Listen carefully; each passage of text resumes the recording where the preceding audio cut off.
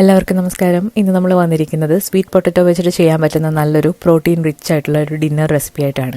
Weight loss ചെയ്യാൻ നോക്കുന്നവർക്കും അതുപോലെ wait maintain ചെയ്യാൻ നോക്കുന്നവർക്കും ഒക്കെ കഴിക്കാൻ പറ്റുന്ന നല്ല ഹെൽത്തി ആയിട്ടുള്ള ഒരു റെസിപ്പിയാണ്. അപ്പോൾ ഇതെങ്ങനെയാണെന്ന് നോക്കാം. അപ്പോൾ ഇതിലേക്ക് നമ്മൾ പ്രോട്ടീനായിട്ട് എടുത്തിരിക്കുന്നത് ചിക്കനാണ്.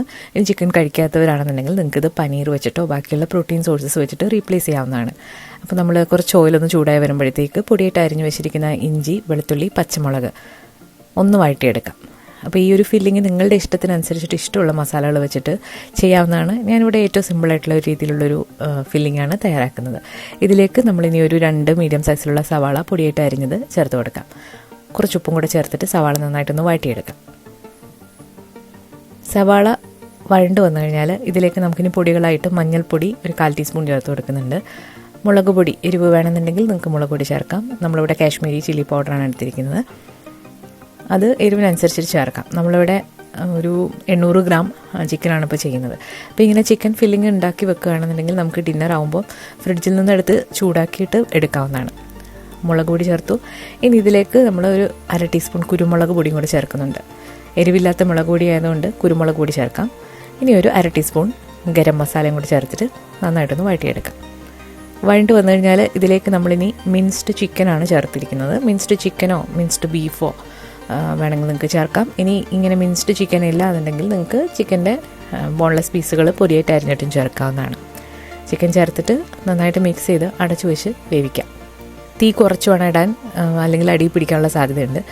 ചിക്കൻ ഒരു പകുതി വേവായിട്ടുണ്ട്. അപ്പോൾ നമുക്കിനി ഇതൊന്ന് ഇളക്കി നോക്കാം. ഇടയ്ക്കൊന്ന് ഇളക്കിയിട്ട് ആ മസാല എല്ലാ ഭാഗത്തേക്കും വരുന്ന രീതിയിലൊന്ന് ഇളക്കണം. ഇനി ഇതൊരു കംപ്ലീറ്റ് മീലാണ്. അപ്പോൾ നമുക്ക് ഇതിലേക്ക് പച്ചക്കറികളും കൂടി വേണം. ആ പച്ചക്കറികളായിട്ട് നമ്മൾ ക്യാരറ്റും ബ്രോക്കലിയും കോളിഫ്ലവറും ആണ് ചേർത്തിരിക്കുന്നത്. ഇത് ഫ്രോസൺ ആണ്. അപ്പോൾ അങ്ങനെ തന്നെ എടുത്തിടാം. ഫ്രോസൺ വെജിറ്റബിൾസ് നമുക്കത് ചെയ്യേണ്ട ആവശ്യമില്ല. ഇങ്ങനെ ഡയറക്റ്റായിട്ട് ഇട്ട് കുക്ക് ചെയ്യുമ്പോഴാണ് അതിൻ്റെ ഒരു കറക്റ്റ് ടേസ്റ്റും ഗുണമൊക്കെ കിട്ടുന്നത്. കുറച്ച് ഫ്രോസൺ ഗ്രീൻ പീസും കൂടെ ചേർത്ത് കൊടുക്കുന്നുണ്ട്. ഉപ്പ് കുറച്ചുകൂടെ ചേർക്കാം. നന്നായിട്ട് മിക്സ് ചെയ്യാം.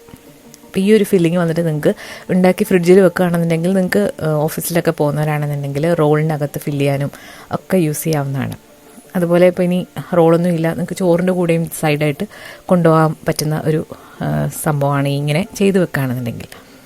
അപ്പോൾ അതവിടെ വെന്തു. ഇനി നമുക്ക് വേണ്ടത് സ്വീറ്റ് പൊട്ടറ്റോസാണ്. ഒരാൾക്ക് ഒരു സ്വീറ്റ് പൊട്ടറ്റോ എന്നുള്ള കണക്കാണ്. ഇപ്പോൾ ഇവിടെ കുറച്ചധികം മെമ്പേഴ്സ് ഉള്ളതുകൊണ്ട് ഞാനിവിടെ ഇപ്പോൾ 5 സ്വീറ്റ് പൊട്ടറ്റോസ് എടുത്തിട്ടുണ്ട്. നന്നായിട്ട് കഴുകി ഉണക്കി വൃത്തിയാക്കിയതിന് ശേഷം ഒരു 180 ഡിഗ്രിയിൽ ഒരു 45 മിനിറ്റ്സ് ബേക്ക് ചെയ്തെടുത്തിട്ടുണ്ട്.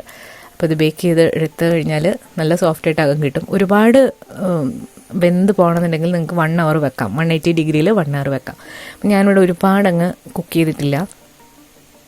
അപ്പോൾ നമ്മൾ ഇതിലേക്ക് ഒരു ചെറിയൊരു പീസ് ബട്ടർ എടുക്കുന്നുണ്ട്.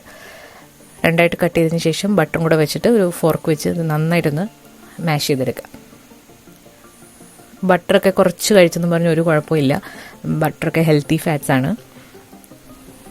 ബട്ടർ നിങ്ങൾക്ക് സ്കിപ്പ് ചെയ്യണമെങ്കിൽ സ്കിപ്പ് ചെയ്യാം, ഒരു എക്സ്ട്രാ ടേസ്റ്റിനും വേണ്ടിയിട്ടാണ്. ഇനി നമ്മൾ തയ്യാറാക്കി വെച്ചിരിക്കുന്ന ആ ചിക്കൻ്റെ ഫില്ലിങ് ഇതിലേക്ക് ചേർക്കാം. പച്ചക്കറികളും കൂടെ എടുത്തിട്ട് ഇതിലേക്ക് വെക്കാം.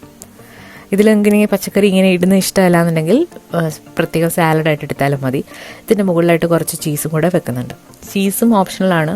പക്ഷെ ഇതൊന്നും നമ്മൾ ഒരുപാടല്ല കഴിക്കുന്ന, ഒരു മോഡറേറ്റ് എമൗണ്ടിൽ കഴിക്കുന്നതുകൊണ്ട് ഒരു കുഴപ്പമില്ല.